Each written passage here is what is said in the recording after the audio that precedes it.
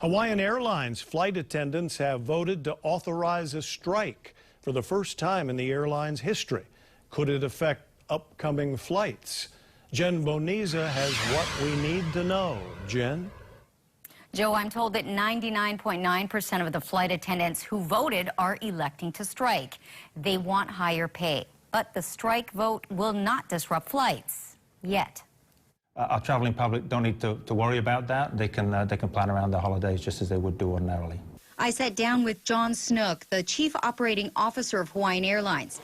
He wants to assure the public that the vote by their flight attendants, which authorizes their union to call for a strike, will not impact flights, because legally they can't strike. So there is no ability to strike at this point in time. The Railway Labor Act protects the traveling public from strikes in this sort of circumstances. We'd have to be released by the mediation board before a strike could happen. We see no sign of that happening because there's good faith negotiations going on at the table right now.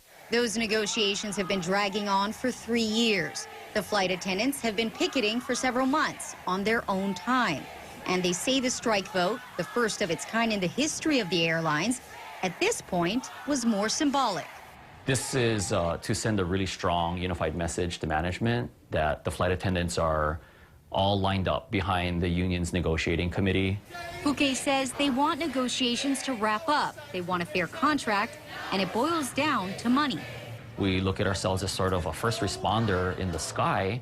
When your plane is 40,000 feet in the air and something goes wrong, who do you turn to? It's the flight attendant. Our flight attendants deserve a pay rise, and we're going to be working very hard to make that happen here in the weeks ahead. It does sound like you are willing to give them that pay raise. Absolutely. In fact, the last proposal we gave them back in October offered a pay rise and a total compensation increase. Puke says the goal is to get a pay increase that allows them to financially support themselves. Negotiations are ongoing. If that fails, they would go to mediation, then possibly arbitration.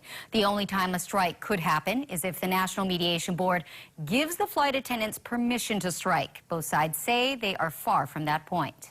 Joe?